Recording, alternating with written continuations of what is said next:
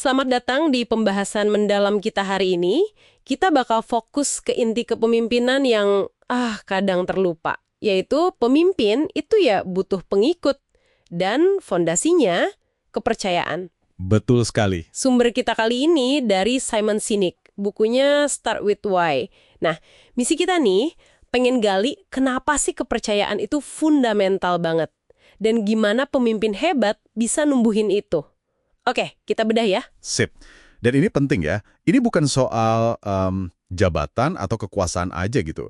Tapi lebih ke membangun ikatan, ada hubungan emosional, karena nilai dan keyakinan yang sama. Oke. Pas orang ngerasa jadi bagian dari sesuatu, dipimpin orang yang mereka percaya, nah, di situ potensinya keluar semua. Langsung aja deh ke contoh nyata. Ingat Gordon Bethune di Continental Airlines tahun 90-an itu? Oh iya ya, yang kondisinya parah banget itu kan? Parah, penuh ketidakpercayaan sampai lantai eksekutifnya itu loh dikunci, terus dijaga. Kebayang nggak suasananya? Wah, itu udah nunjukin banget ya level ketidakpercayaan ya. Banget. Nah, Bethune datang, dia balikin keadaan total. Fokusnya bukan ke pelanggan dulu, anehnya. Tapi justru ke dalam. Nah, itu dia, itu yang menarik.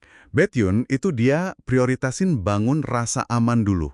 Rasa kepemilikan di antara karyawan. Ini kan kayak konsep dasarnya Sinek ya. Kita percaya sama orang yang kita rasa punya nilai yang sama, keyakinan yang sama. Bikin ngerasa satu lingkaran gitu ya. Persis. Bethune buka akses lantai eksekutif, terus dia bikin kebijakan pintu terbuka, bahkan ngasih bonus kan, $65 ke semua karyawan.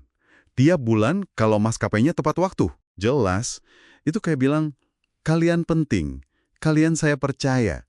Hasilnya, ya karyawan jadi ngerasa dihargai, dilindungi, bukan cuma alat. Dan mereka jadi pengen kontribusi lebih ya jadinya. Betul.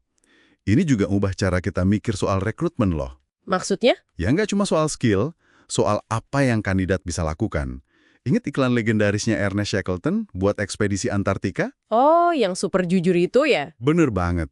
Iklannya kan bilang, dicari, pria untuk perjalanan berbahaya. Upah kecil, dinginnya nusuk.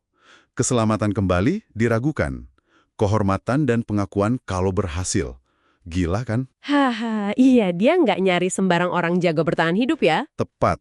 Dia nyari tipe orang tertentu. Orang yang percaya sama tantangan itu. Yang why-nya itu sejalan sama misi gilanya itu. Southwest Airlines juga gitu kan pendekatannya? Sama persis. Mereka sengaja rekrut cheerleader sama majoret. Bukan karena pengalaman terbangnya. Tapi karena sikap optimistisnya ya? Betul, itu cocok sama mengapa Southwest ada, jadi pembela orang biasa. Nah, ini nunjukin prinsip kunci nih. Apa tuh? Perusahaan hebat itu nggak menciptakan motivasi di orang yang udah terampil, tapi mereka nemuin orang yang udah termotivasi oleh keyakinan yang sama. Terus mereka inspirasiin pakai tujuan bareng. Jadi kayak bedanya orang numpuk bata sama orang bangun katedral gitu ya? Nah, itu analogi pas banget. Yang satu fokus ke apa, numpuk bata, yang satu ke mengapa, bangun katedral. Tujuannya yang ngasih makna. Contoh klasik lain soal kekuatan mengapa ini, persaingan Wright bersaudara sama Samuel Langley buat nerbangin pesawat pertama. Oh iya, ini juga seru. Langley kan punya segalanya ya. Dana gede, tim impian, koneksi, media dukung. Tapi gagal. Sementara Wright bersaudara, modalnya dari toko sepeda doang, timnya juga nggak ada gelar mentereng. Tapi bedanya fundamental, motivasinya. Langley itu didorong sama apa yang bakal dia dapat. Ketenaran, kekayaan. Kalau Wright bersaudara, mereka gerak karena mengapa. Keyakinan kuat banget kalau mesin terbang itu bakal ngubah dunia. Jadi why mereka itu yang ngedorong ya? Banget. Keyakinan itu yang bikin tim kecil mereka terus maju, biarpun gagal berkali-kali. Kepercayaan yang lahir dari why barang ini jadi kayak mata uang di tim itu. Kalau nggak ada kepercayaan itu bisa fatal ya? Fatal. Lihat aja kasus Barings Bank sama Nick Leeson. Pas kepercayaan runtuh, yang muncul budaya selamatin diri masing-masing.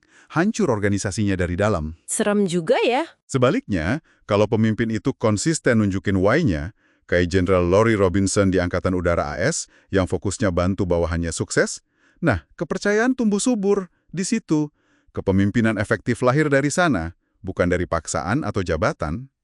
Oke, jadi intinya nih, apa artinya semua ini buat Anda yang dengerin? Kepemimpinan sejati itu bukan soal nyuruh-nyuruh atau ngasih perintah, tapi soal bangun kepercayaan. Betul. Caranya? Ya, dengan ngomongin mengapa Anda melakukan sesuatu. Harus jelas banget, biar narik orang-orang yang punya keyakinan serupa. Jadi mereka ikut bukan karena disuruh, tapi karena mau. Karena ngerasa nyambung sama tujuan yang lebih gede. Dan kemampuan buat percaya dan bangun kepercayaan ini, kata Sinek, itu bukan sekadar soft skill loh. Oh ya? Ini udah tertanam di biologi kita. Di bagian otak yang ngatur emosi sama keputusan. Otak limbik namanya. Wah, menarik. Jadi, sebagai penutup nih, coba Anda renungkan deh, di lingkaran pengaruh Anda sendiri, entah di tim kerja, komunitas, atau mungkin keluarga, orang-orang di sekitar Anda itu geraknya karena apa yang Anda hasilkan, atau karena mengapa Anda melakukannya. Coba dipikirin ya.